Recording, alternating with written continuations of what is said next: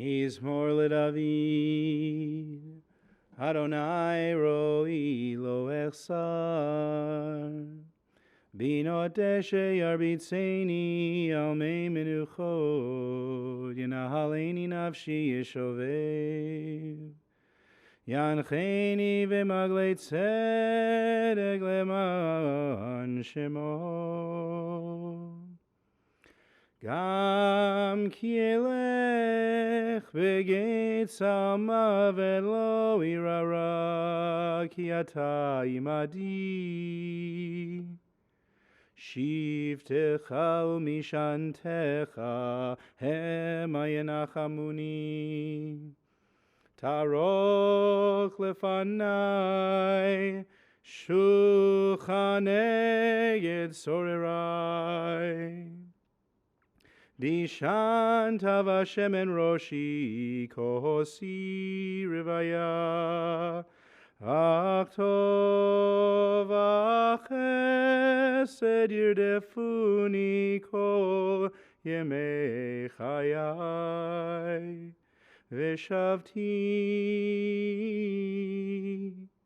beveit Adonai leorech yamim. A Psalm of David. Adonai, the Lord is my shepherd, I shall not want. God makes me lie down in green pastures, leads me beside the still waters, and restores my soul. Guides me on the right path, for that is God's nature. Though I walk in the valley of the shadow of death, I fear no harm, for you are with me. Your rod and your staff, they comfort me. You prepare a banquet for me in the presence of my foes. You anoint my head with oil, my cup overflows. Surely goodness and kindness shall follow me all the days of my life, and I shall dwell in the house of Adonai forever. Thank you, everyone, for coming. We are here today to do something very special, very sacred, to honor and celebrate the life of one man, Ralph Gordon, but also to do something very difficult and painful, to say goodbye, to begin the process of letting go. Ralph passed away last Wednesday evening, the second day in the Hebrew month of Adar. He was 88. Mourning is the price we pay for having the courage to love others. And there's a lot of love here today for Ralph, as you will hear from family members who will share stories and words of eulogy. This family has lost their patriarch, their husband, their father, their Zeta, their great Zeta, their teacher in many ways. So thank you again for being here, because by being here, we are all able to join our hearts together with theirs to provide comfort and strength during their time of grief. There's a great little piece of Jewish wisdom from Pirkei Avot, a collection entitled The Ethics of Our Fathers.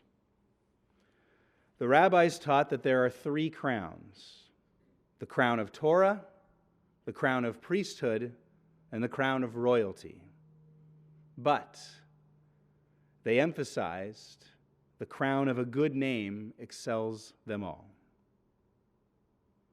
Wealth, health, even life passes away, but a good name lives forever.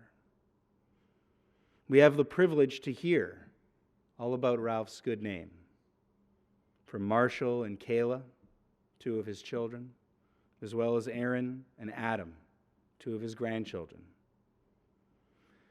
But before I call them up, the family has asked me to offer a brief outline. The stories you will hear today are very personal about what Ralph meant to them, the impact he has had on their lives, the profound impact on family and friends, his essence, what it was like to know him.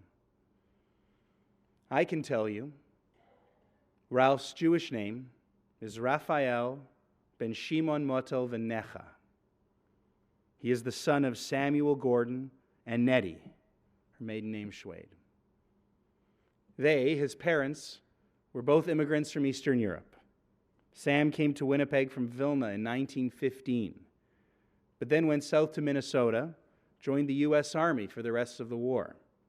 After World War I, on a trip back to Winnipeg to visit relatives, the story goes he met Nettie, who had come from Austria because she had family. They met, and a week later they were married.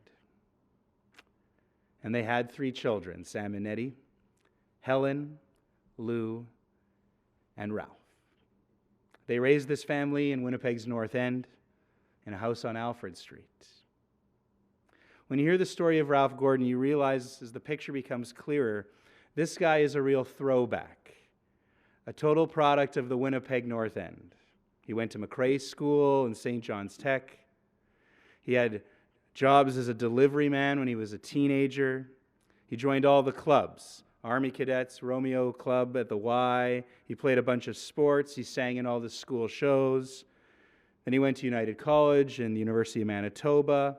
He worked for the Manitoban, the newspaper. He pledged Zeta Beta Tau, the fraternity. And he paid for it all in summers, driving a delivery truck for Coca-Cola, which was kind of new at the time. He studied science and engineering, graduating in 1955. Just after that graduation, he married Ethel Mallion, June 19th, 1955, at the Rosh Pina. By then, they'd been dating for a little while. They started after Ethel finished high school. She was a few years younger. He claims, because I read his piece in the Endowment Book of Life, that he courted her at the dance pavilion. Ethel remembers that the two of them pulled a double switch on a double date. You know, like in When Harry Met Sally, when they go home with the other one, right? And after that, they were off. In fact, Ethel can even tell you the story of the very first time she saw Ralph. He was 17, she was 13. He was playing tennis behind the Children's Hospital on Main Street as she and her friend rode by on their bikes. And another story, early in their courtship, she remembers he visited her in the hospital when she had her tonsils out. After the wedding, they bought a house on Jefferson. Later, there would be a house in Garden City, and then a famous move to Tuxedo you'll hear about, and then another famous move to Lindenwoods. But that first house on Jefferson, where the 3 kids came, Sherwin, Kayla, and Marshall, very Ralph, he scored a deal on the house, making a bet on a coin toss. He was a manager at the Bay for several years. Then he was a manager and an award-winning furniture designer for Ideal Brass. Then at 36, he went back to university and became a teacher with a wife and 3 kids. He was inspired by a nun at St. John's College. One day, he was there delivering furniture, and she said to him, "You should go into education." And so he did. 25 years in the St. James School Division followed, teaching high school math and business. Over a decade later, he was back in school and he got his master's. Summers at the cottage, whether it was Falcon or Westhock, winters in Palm Springs. For over 63 years, he and Ethel did everything together. Tennis, skiing, disco dancing parties in the 70s, road trips, camping trips, always with their bikes in the back of the car. They rode their bikes all over the world, always chasing a life of action and adventure, with never any reservations along the way. Just guided by Ralph's fearless optimism and fun-loving attitude. Often, they convinced other couples and families to join them, especially on various ski trips all over North America. For Ralph, it was always about making memories. Memories for himself and for Ethel, but also for their family, their children, their grandchildren, and their great-grandchildren. And now it's time for me to turn things over to the family. So first I'll call up the kids, Kayla and Marshall.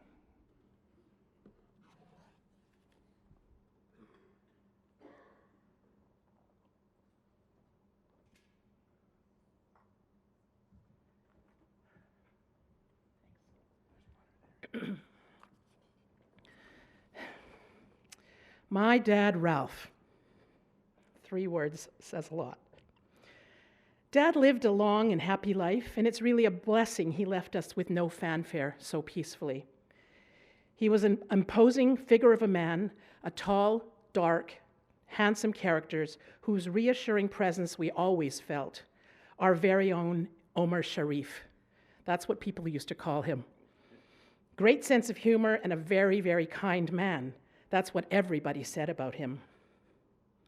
For me, Dad's finest qualities was his patience, an inherent ability to listen, to absorb, and to offer a point of view, but always leaving us to make our own choices. I think I am as strong as I am today because of the confidence he instilled in me to make my own decisions. When I was 12 and going downtown to theater school on Princess Street, the old Prairie Theater Exchange, he said to go ahead. You can take a bus by yourself. I was 12.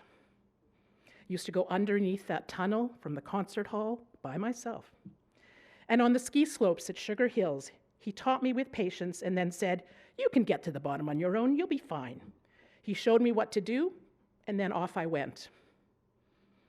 Dad was always busy. He was a man in constant motion, but never too busy to share his life and his love of life with those around him. He had an enormous capacity to give of himself. Many people have told us that Dad taught them how to play tennis, got them up on their first water ski, helped them up on the bunny hill, and the list goes on. He encouraged whole families, as Matthew said, to come to Quadna and Sugar Hills to have their very own first skiing experience. He was kind of like the Pied Piper that way. When I was a teenager, he was the cool dad. Leather fringe jacket, motorcycle, and disco parties. They had lots of dance parties. He taught us to love so many things, and he was always such an optimist. That optimism gave me the confidence to try so many things as well, and it's guided Marshall, Sherwin, and me. He made each of us believe that anything was possible. He continually broadened his horizons with daring decisions and unique experiences. Here are just a few that I want to talk about really briefly. At 10, he was a yo-yo champion. At 11, he delivered telegrams by bike. When he was 13, he went by himself with his wooden skis to the canoe club so he could learn on his own to ski. At 14, he was a Manitoba junior tennis champion. At 16, he played bugle for the Jewish Legion Band. At 17, he delivered Coca-Cola. He was in 3 operas at the St. John's Tech High School. In first-year university, this is a good story, he bought Zeta Fievel's, that's my mother's father's, Hudson that had a huge hole in the bottom. He said, oh, I'll fix it. And he carpooled 3 other women, not my mom, to university every day. My mom had Baba Sally's car.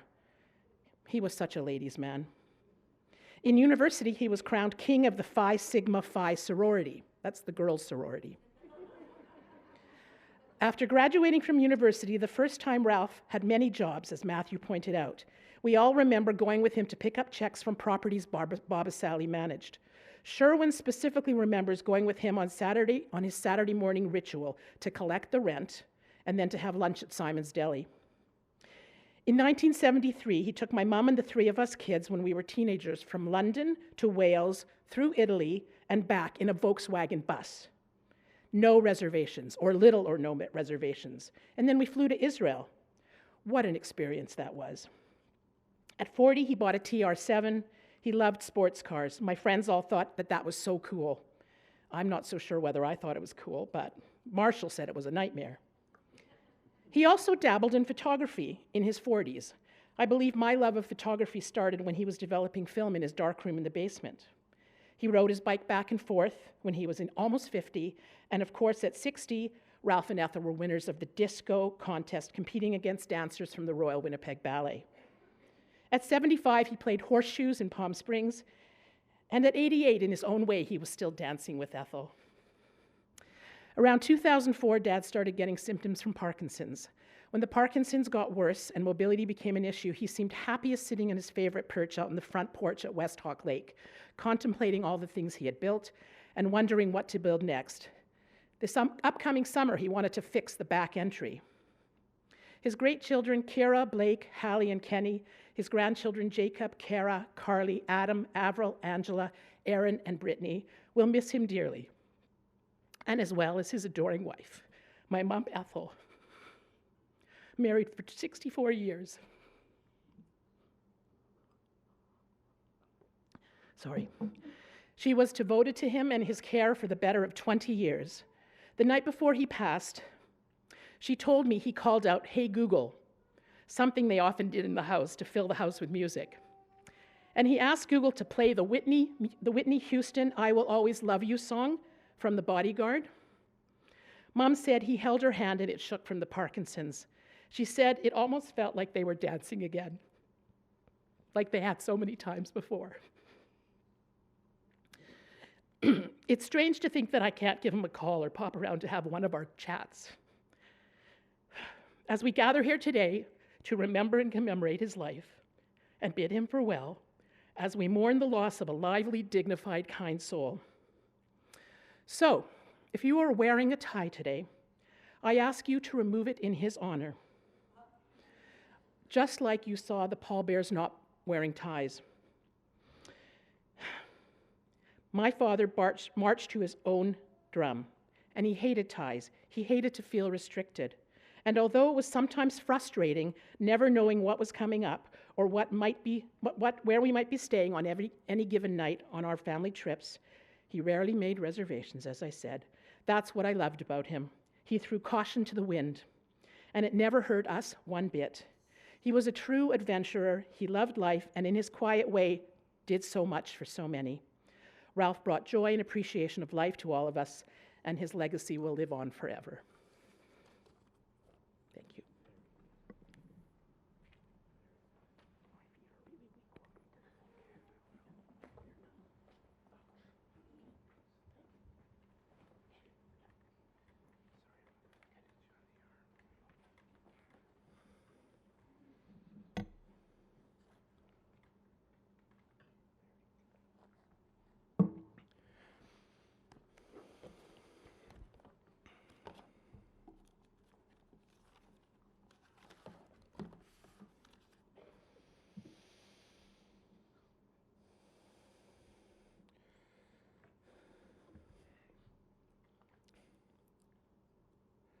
What a guy.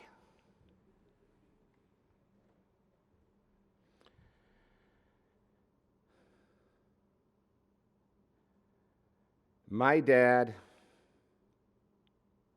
a rock star, a movie star, a schmoozer, a talented athlete and showman, a truly charming, totally giving, very generous, great man. He seemed to touch everyone he came across.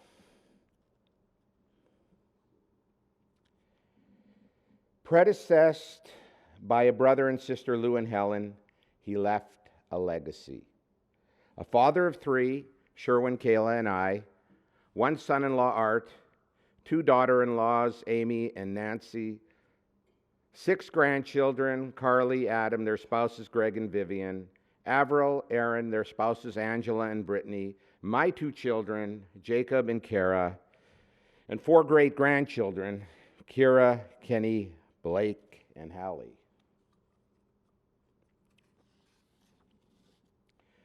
When I was a young boy, he would take me with him to watch him curling.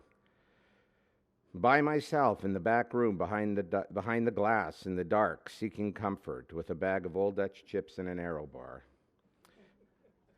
I would watch him in these incredible curling matches. He was the skipper, the guy who went last and made all the strategic decisions. He was a great mathematician and chess player, a cyclist, a huge collector of bowling, curling, golf, and tennis trophies. He was an award-winning furniture designer at Ideal Brass, a salesman at Hudson Bay and manager, a junior high and high school math teacher, a businessman with some real estate investments. He took me everywhere with him. I can remember him taking me to the Stewart Court off Maryland, a building he owned. It was old in the 70s and a little creepy back then. We could go collect the rent.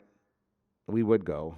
and visit the property managers. Even when I was younger, we would go to visit his father, Sam Gordon, a shoemaker with a cobbler shop seemingly cut into the building in the middle of downtown off Donald and Portage Avenue behind Dayton's.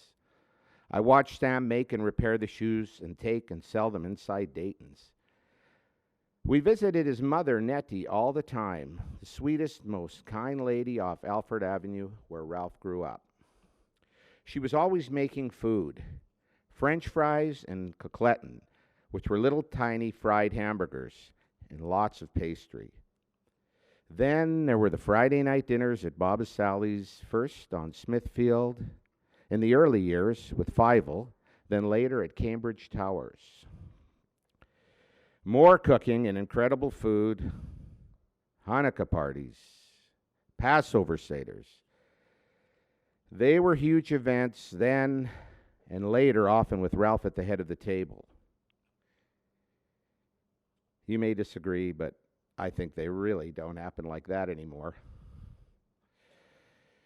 Way before that, one of his great creations was the massive sukkah he built by himself in the backyard on air lease. He was a possessor of gold chains, sunglasses, and leather jackets, a modern-day James Dean with long, curly black hair, the coolest dad, or dude, around. He was an incredible tennis teacher and player with students like Mrs. Hull, Bobby's wife. A great skier. He rode a motorcycle, let me ride mini bikes as a young kid. He let me drive his boat, taught us how to water ski. Even before that, he had me up on snow skis at 4 years old. What a thrill for a young boy racing as fast as I could down the mountain. He would take us to beautiful resorts and lodges, Sugar Hills in Minnesota, Aspen, Colorado, Banff, Alberta, and Big Sky, Montana. All by car. Another family trip. Often push, pull, or dragging friends along in another car after he convinced them to get into skiing with him. Later, he designed a whole summer family European tour with authentic camping, hotels, boarding houses, a Greek island cruise, and a stop in Israel, all before my bar mitzvah in the fall. I was living the dream. He raised us in a beautiful house. We moved to the South End in 1968. He was one of the first to move to East Tuxedo. He had the vision, innovation, and courage to move from the North End. He designed and built, with the help of a few others, an incredible house at 33 Exmouth, with teakwood slats on the avocado-colored kitchen cabinets, an orange metal fireplace, stunning walnut woodwork design around the staircase. You couldn't miss it. The house had bullseyes on the front door. A place like none other, way ahead of its time. Then there was the balls on the colored rolling hills in the rec room. The parties. Food servers, bartenders with martinis, live musics with bands that I learned to play the drums from, and lots of dancing. But more than that, many, many, many friends. Loads of fun and fashion, and who knows what else. He was the second Jewish carpenter.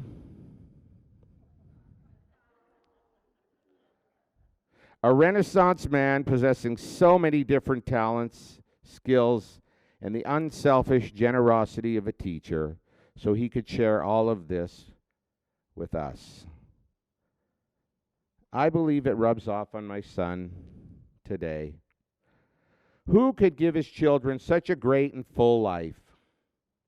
I am thankful, I am truly blessed for having been raised by this man.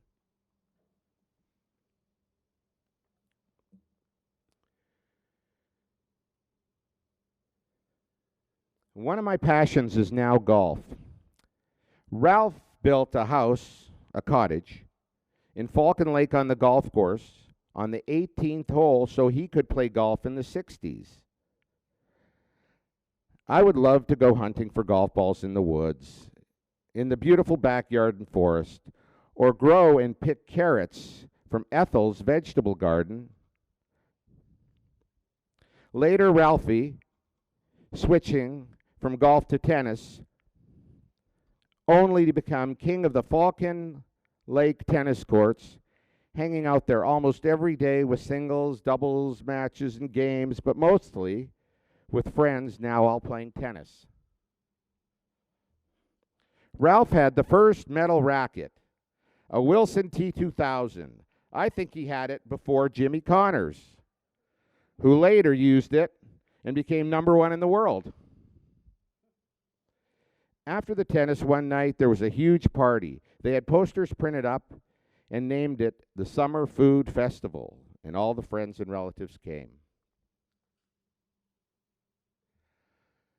All this preempted a move to a new cottage, a beautiful lake house at West Hawk. You had to be a pioneer because the cottage he bought required a boat to get to. We had to take everything there on a fishing boat. I remember moving appliances, furniture, and groceries across the lake, and also picking up people who would call from the payphone at McDougall's Landing. We had to take everything there on a fishing boat. That went on for years, and when it became too difficult to get there by boat, one of the fights of his life began. It was to get the government to approve a road so he could continue to go there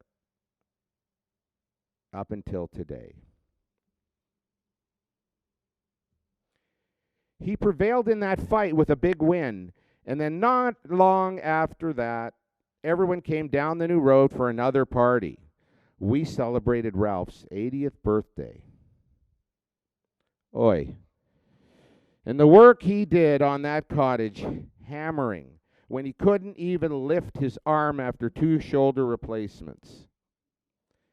But he continued to hammer and nail away. I studied music. You probably didn't know Ralph played the bugle as a kid. He sang in the choir and opera. I could go on, but I would be here all day talking about all the things he did, his attributes, adventures, and the many talents he had and always shared with all of us.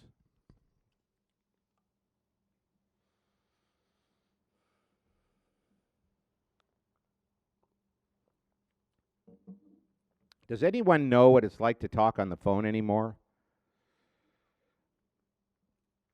I think Ralph and I were the last people to talk on the phone, especially lately. Almost every day, sometimes for a half an hour or more, about nothing. Just talk on the phone. Sometimes just sit there and not even talk.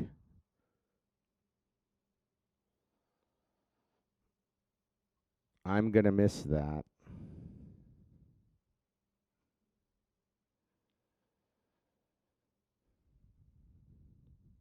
I don't think you can text, but I know you can call heaven.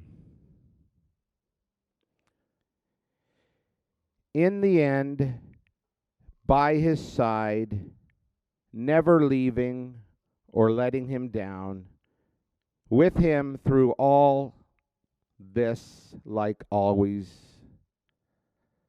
was Ethel, my mom and his wife of 63 years. And on his last night before they went to bed, just last Tuesday, he spoke to their new toy in the bedroom plugged into the wall. Hey Google, play some love songs. It did. After starting, he stopped and corrected it. Hey Google, play some Whitney Houston. And Google played I Will Always Love You.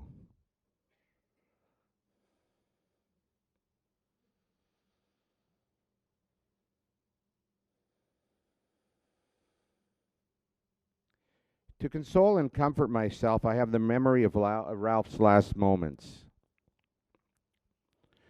We had dinner out in the desert with Ralph, Kayla, Ethel, Amy, and my 2 kids, Jacob and Kara.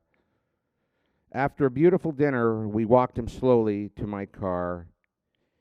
He told my daughter, who kept hugging him with joy and laughter. As they walked, Zeta said, "Be careful, or you're going to knock me over," as they were hugging him. I was taking Baba home, and Zeta and Amy was in another car taking the kids home.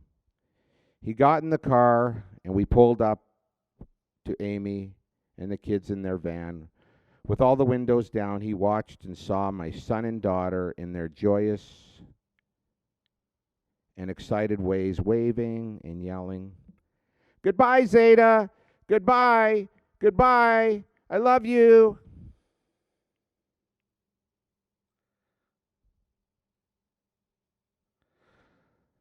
We will all miss you and love you forever.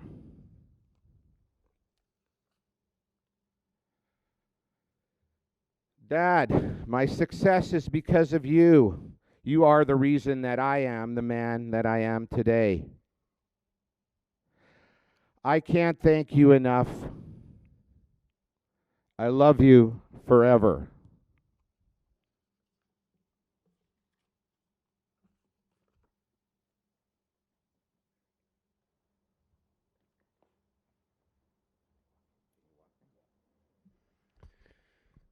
To Kayla and Marshall, we say, very good, very heartfelt, very powerful. Thank you for sharing these words about your dad with us. And now I'll call forward 2 of the grandchildren, Aaron and Adam.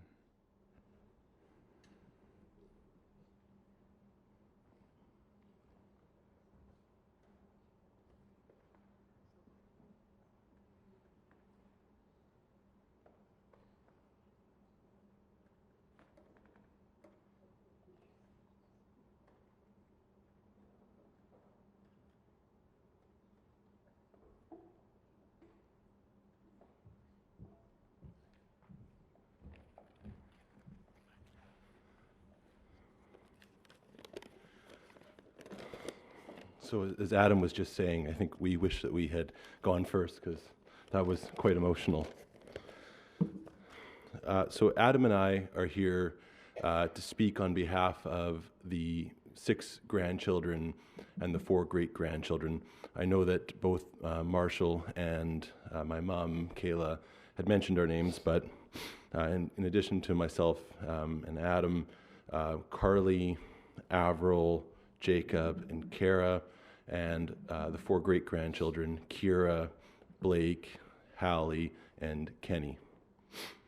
So to start, I'm going to say a few words that my sister has asked me to say.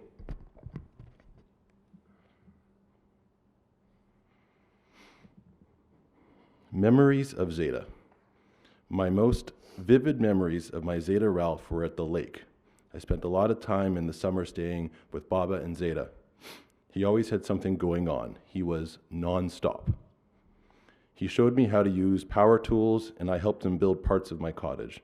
With Aaron and my cousins, we built a tree house and ramps for our mini skateboards.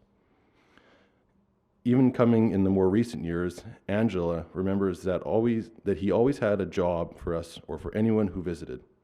Whether it was water skiing and tubing, building and fixing snowmobiles in the winter, we always had an activity on the go.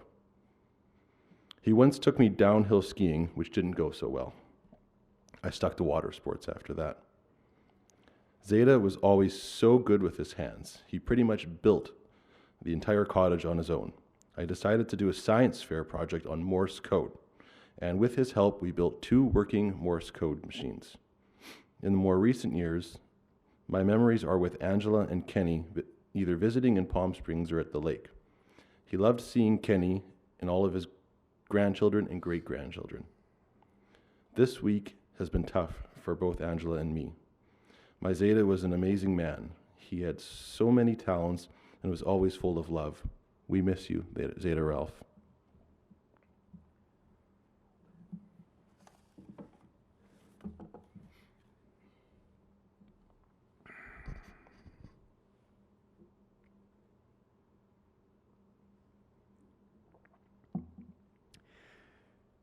Ralph Gordon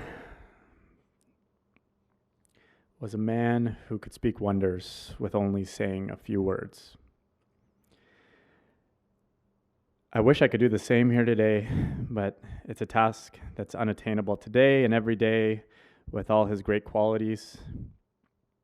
He was a teacher in the classroom and all through life. He was on the clock 24/7, guiding us, strengthening us, loving all of us in ways no words truly shed enough depth towards its meaning. Ralph was always communicating, verbally and non-verbally. A jack of all trades, there wasn't anything this man couldn't accomplish if he put his mind to it. He built a cottage by hand so that his entire family could enjoy it for years to come. Your great-grandchildren are enjoying the fruits of your labor, Zeta. This is exactly what you wanted. We built a treehouse together. Me and the cousins, Avril, Carly, Aaron, myself. High up in the trees like no other treehouse. This treehouse was never ending. Yet, you refused, even though you could build it in a day if you put your mind to it. You refused to work on it alone unless Aaron and I, Carly and Avril, were building it with you. Always teaching, always a lesson, Zeta. We learn nothing comes easy and nothing is given to you unless you work hard for it. We also learned not to fear the unknown and to walk into situations, whether they were obstacles or opportunities, confidently and courageously, learning whatever was necessary to be as successful along the way. Throughout my childhood, I was always learning lessons of how to become a better man from you. You raised the men that I look to for guidance now. You were the original godfather. I am sure all of us will agree we grew into the men and women we are today because of you. Personally, you taught me daily skills that I would need throughout my life, and you always asked me, Adam, how you doing? 4 words. How are you doing? Simple, yet most or many forget these little gestures. I will never forget this. We get caught up in the minute to minute that gets us through our days, weeks, months, and years. But you never forgot, no matter how busy you were, which was always. You never forgot. You checked in and you cared. You cared for all of us equally, yet always showed us your gratitude individually. You made it known that you were listening and watching. All these lessons I will pass down to my children one day, and in all of those moments, I definitely will think of you. You taught me to hold a hammer. You taught all of us, actually. You definitely taught me to hit the head on the nail. Drive a boat. I think I was 4 years old when you taught me how to water ski. You said, just hold the rope, Adam. Just, let the boat do its job. And up I went. Never stopped after that. And of course, there wasn't really much that you said no to. I must have been 10 years old. Zeta, can I try that beer? Sure, Adam, knock yourself out. You definitely walked me into adulthood there. Not only did we share time in Winnipeg, but we shared great adventures in Palm Springs, California. You awakened a dream. You sparked a fire. That fire led to me living the life I have today. I partially have you to thank for me living my dream now down south, but I will always remember some of the stories from my visits growing up. A few run-ins with the police that turned into some great stories. Like that time you drove Aaron and I into the middle of the desert just so we could set off some illegal fireworks, which ultimately led to the police driving down Hey boys, everything all right over here? Yeah, we're good. Yeah, the boys they just had to pee.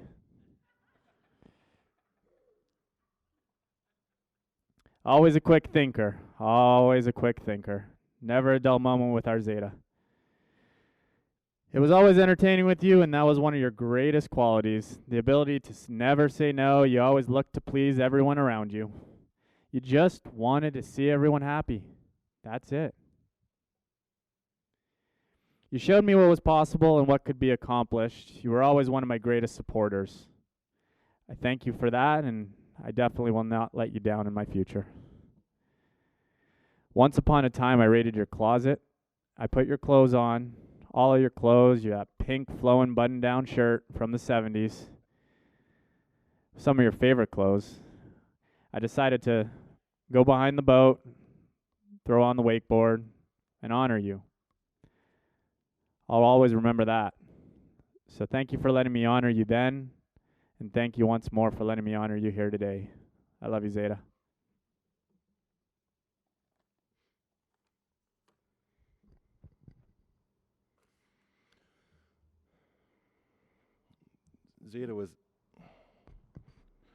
Zeta was an athlete.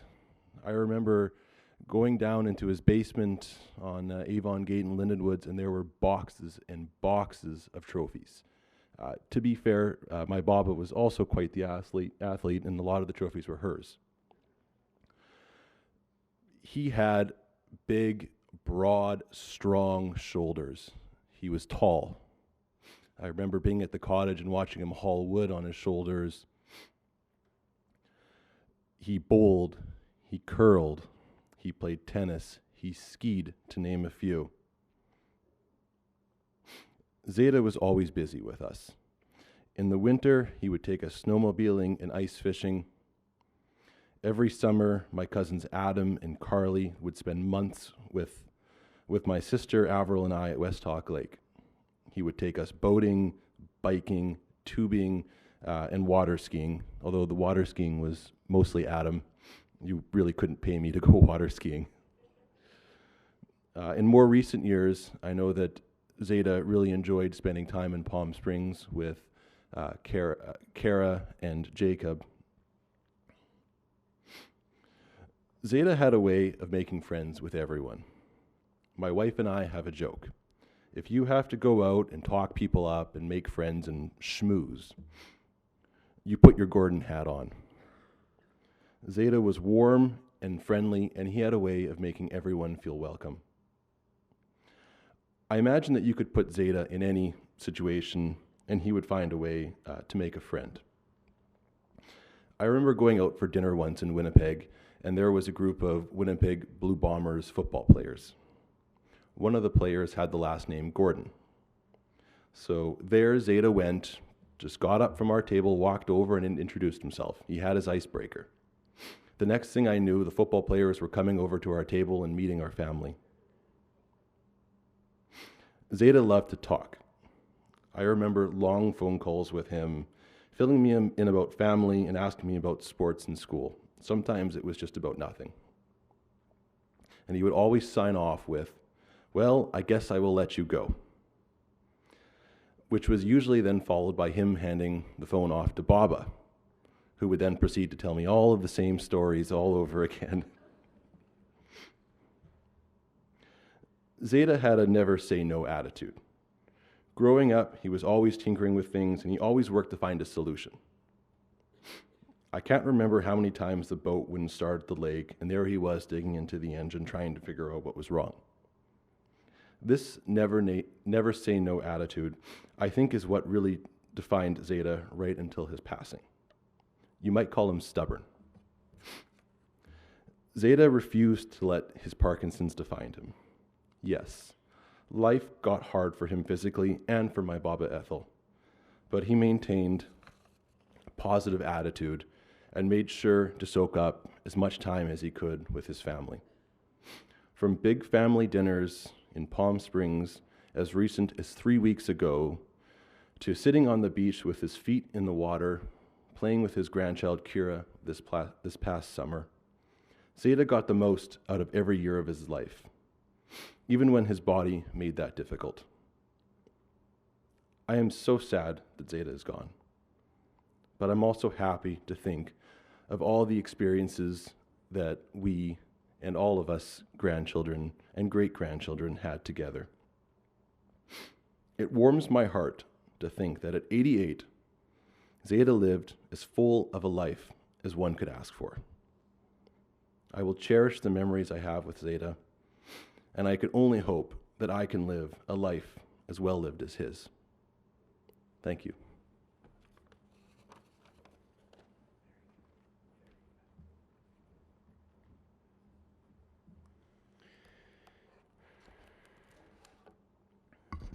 Again, very good.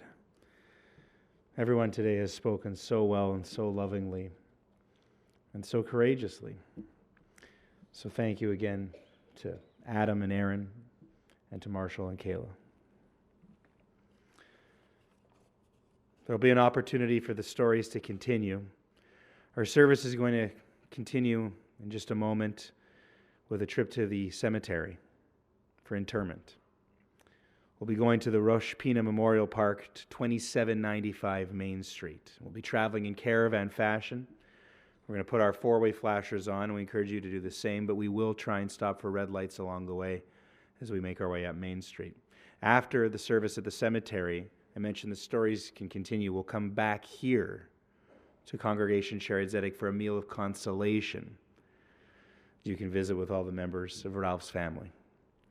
And in that same spirit of comfort and consolation, Ralph's family will be sitting Shiva in his and Ethel's home. The address, it's in Linden Woods, 11 Avon Gate. And there'll be 3 days of Shiva with 4 different times. There's this evening from 7 to 9. Tomorrow, either in the afternoon, 3 to 5, or in the evening, 7 to 9. And on Friday in the afternoon from 3 to 5. Tonight and tomorrow, there will be a short prayer service at 7 o'clock.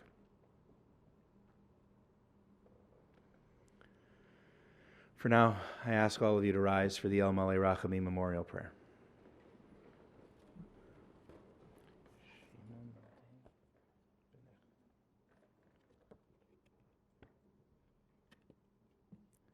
El Malei Rachamim Shochein Bamromim Hamitzei Menucha Nechona Tachat Kanfei HaShekhinah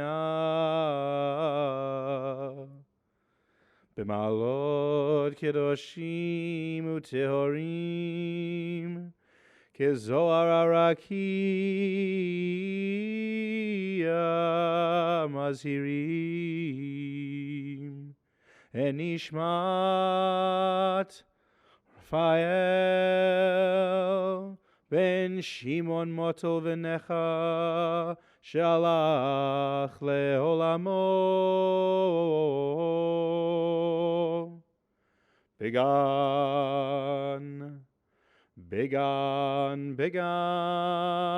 Eheden Tehei Menuchato Anabal Harachamim Hastireu Eseter Knafecha Leolamim Utzror Bitzror Achaim Enishmato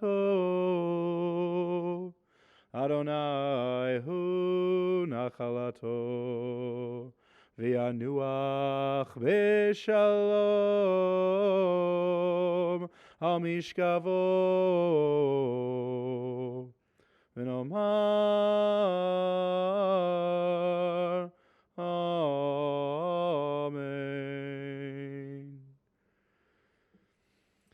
El Malei Rachamim, exalted, compassionate God,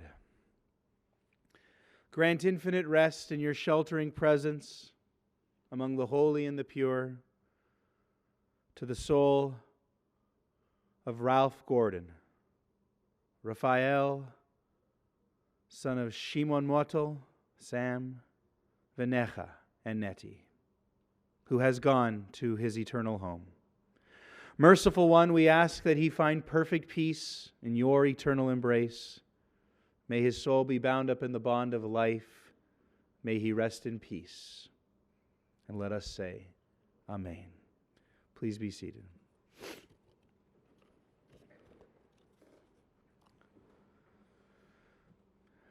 Again, we're going to Rosh Hashanah Memorial Park, then back here to the synagogue for the meal of consolation. Everyone is encouraged to join us at the cemetery. In fact, it's an extension of our ritual, of our actions today. Judaism says it's the highest form of respect we can offer another, a loved one, a family member, a community member, to accompany him to his final resting place.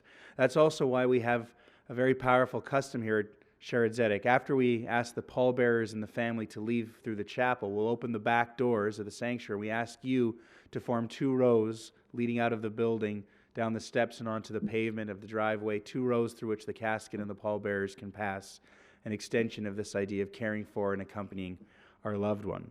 If you choose not to come to the cemetery, but you want to stay here and wait for us to come back, I will mention that from past experience, it's about an hour and a half from when we leave the service at the cemetery to when we get back. But we will be coming back.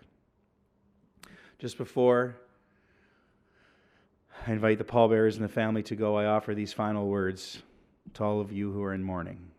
Hamakom yinachem etchem betoch she'ar avelei Tzion v'Yerushalayim. May you be comforted and consoled among all those who are in mourning or who have ever been in mourning in our community. Pallbearers, family, thank you so much. And to all of you, again, thank you so much for being here and for being here for Ralph.